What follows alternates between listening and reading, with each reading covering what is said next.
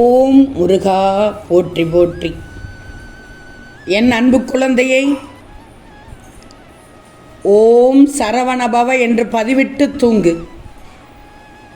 நிச்சயமாக நாளை வெள்ளியில் நீ நினைத்தது நடக்கப் போகிறது. தங்கமே, இல்லாததை நினைத்து நீ இருப்பதை இழந்துவிடக்கூடாது. அதுதான் முக்கியம். ஏன்னா எல்லோருக்கும் எல்லாமுமே நிறைவாக வாய்ப்பதில்லை. குறைகளை மட்டும் பாராமல் உன்னில் உள்ள உன்னதங்களை கண்டு நிறைவு பண்ணிக்கோ தங்கமே. குறைகளையும் நேசிக்கத் தொடங்கு. நிச்சயம் உனக்கானது நடக்கும். இந்த முருகன் துணை இருக்கும்போது எல்லாம் மாறும், விரைவில் மாறும். உனக்கான அழகிய வாழ்க்கை உன்னை தேடி வரப்போகிறது. பயப்படாதே, கலங்காதே. இந்த முருகன் சொல்கிறேன், நீ நன்றாக இருப்பாய். யாமிருக்க பயமேன் தங்கமே.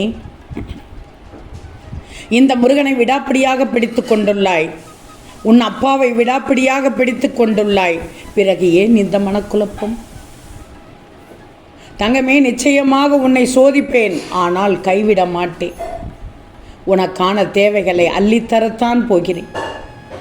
என் அன்பு பிள்ளைக்கு அதற்கான தகுதியை நீ பெற வேண்டும் அல்லவா? அதுதான் இந்த சோதனைகள், அதுதான் இந்த பரீட்சைகள்.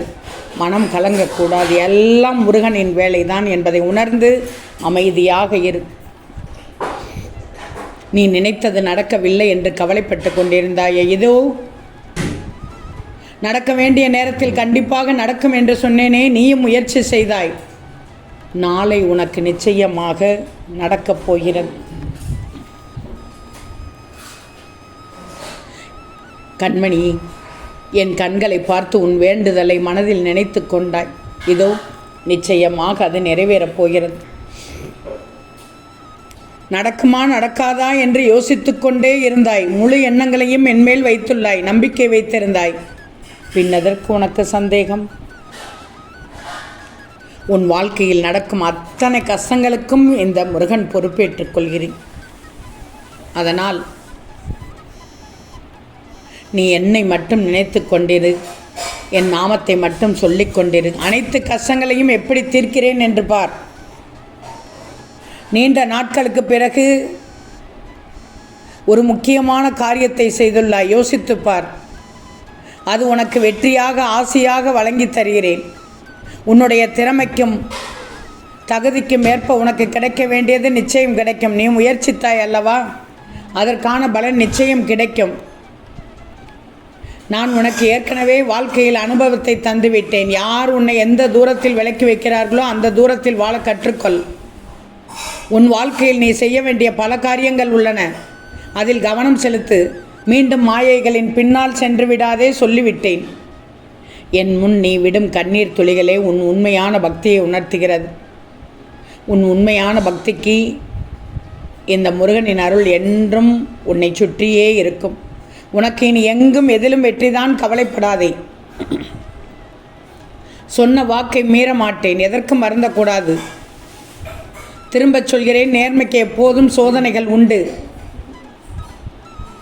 அதனால் ஏற்படும் அவமானங்கள் என்னையே சேரும். நீயாக இரு போதும். யார் உன் மனதை சம்மட்டியால் துளைத்தாலும் அந்த இதயத்திற்குள் இருக்கும் நான், உன் முருகன், தாங்கிக் கொள்கிறேன். அமைதியாக இரு தங்கமே. ஒரு சில நேரத்தில் அழுது விடுகிறாய். நீ சத்தியத்தின் கட்டளைப்படிதான் நடக்கிறாய்.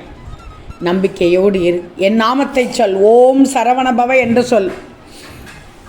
வெற்றிவேல் முருகனுக்கு அரோகரா என்று சொல். நிச்சயமாக வெற்றி பாதையில் செல்வாய். உன் பாதையில் தான் நீ சென்று கொண்டிருக்கிறாய். பிறரை பார்த்து உன் பாதையை மாற்ற நினைக்கவில்லை. ஆனாலும் அதையும் தாண்டி உன்னை பின்னால் இழுக்க மாயைகள் முயலும். அதற்கு இடம் கொடுக்காமல் முன்னேறு. உன் குறிக்கோள் சரியாக உள்ளது. அதை உன்னால் நேர்மறை எண்ணத்தோடு அடைய முடியும். குறுக்கு வழியில் மற்றவர்கள் செல்லட்டும், நீ நேர்வழியில் சென்றிடு. நீ வெல்வது மற்றவர்களுக்கு பாடமாக அமையும். நீ எந்த இடத்திற்கு முயன்றாயோ அந்த இடத்தை நிச்சயமாக அடைவாய். கவலையே படாதே. தான் பட்ட கஷ்டத்தை என் பிள்ளைகள் படக்கூடாது என உடன் இருந்து அறிவுறுத்தும் தெய்வம்தான் உன் அம்மா. தாய் தந்தையரை மதித்து நட.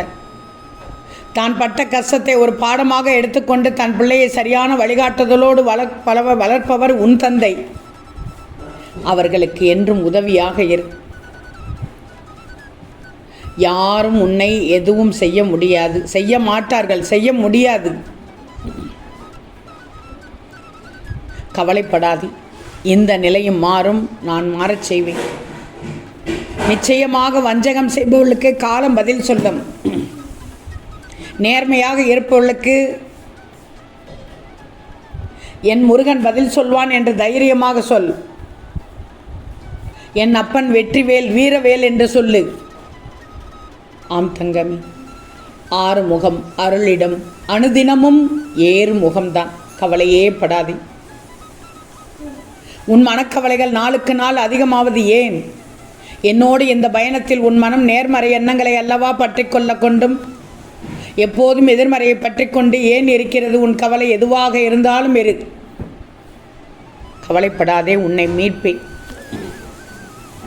உனது வேண்டுதலை கண்டிப்பாக நான் நிறைவேற்றுவேன். யார் இல்லை என்றாலும் நான் உன் கூடவே இருப்பேன். உன்னை உயர்ந்த இடத்தில் நிச்சயமாக வைப்பேன். ஒரு தெரிந்து பார், உன்னுடைய ஒரு துன்பம் முடிவுக்கு வருகிறது. இந்த முறை நீ ஞானத்தால் எடுத்த முடிவால் சில நஷ்டங்களை உன்னால் தவிர்க்க முடிந்தது. எல்லாவற்றிற்கும் நீயே தீர்ப்பு எழுத முற்படாமல் என்னிடம் விட்டு விடுவதே உன்னுடைய திறமை வீணாகாமல் காக்கும். யார் யார் என்ன வினை செய்தார்களோ அவர்கள் அதை அனுபவிப்பார்கள். நீ கோபம் கொண்டு எந்த எதிர்வினையும் செய்யாமல் இருக்க முயற்சி செய். அவர்களுக்கும் உனக்கும் வித்தியாசம் இருக்க வேண்டும். நேர்மறை எண்ணங்கள் எப்போதும் உன் வாழ்க்கையில் துணையாக இருக்கும். நீ வாழ்க்கையில் வெற்றி பெறுவாய். உன் விருப்பம் நடக்கவில்லையே என்று விழிநீர் நிரம்ப என்னை பார்க்கிறாய். தாமதமானாலும் தப்பாமல் வருவேன். நம்பிக்கை கொண்டு கலங்காமல் இரு. உனக்குள் மீண்டும் எதிர்மறை எண்ணங்கள் அதிகரிக்க தொடங்கிவிட்டன. கவலைப்படாதே. மீண்டும் உன்னை திருச்செந்தூருக்கு அழைப்பேன். உன் முக்கியமான வினை ஒன்றை தீர்க்கப் போகிறாய். அது தீர்ந்ததும் மீண்டும் திருச்செந்தூருக்கு வரப்போகிறாய். எனவே இதனை நினைத்து கொண்டு உன் எதிர்மறை எண்ணங்களை அழித்து மீண்டும் நம்பிக்கை எண்ணங்களை விதைத்து விடு. ஒவ்வொரு வினையையும் தீர்க்க ஒரு சில காலம் போராட வேண்டி இருக்கும். அதை பற்றியெல்லாம் கவலைப்படாதே. ஆனால் அந்த போராட்டம் முடிவுக்கு வரும். என் பிள்ளைக்காக முடிவுக்கு வரச் செய்வேன். நீ வருவாய், கண்டிப்பாக திருச்செந்தூர் வருவாய்.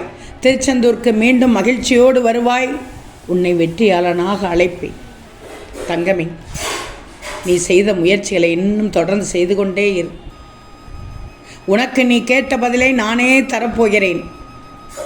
ஒரு முக்கியமான விஷயத்தில் நீ கேட்ட ஆலோசனையும் உனக்கு தருவேன். கொஞ்சம் பொறுத்திரு, எல்லாம் நல்லபடியாக நடக்கும். நாளை இனிமையான நாள், உனக்கான நாள், வெற்றிக்கான நாள். வெள்ளியில் வெற்றி கிடைக்கப் போகிறது. ஓம் முருகா போற்றி போற்றி.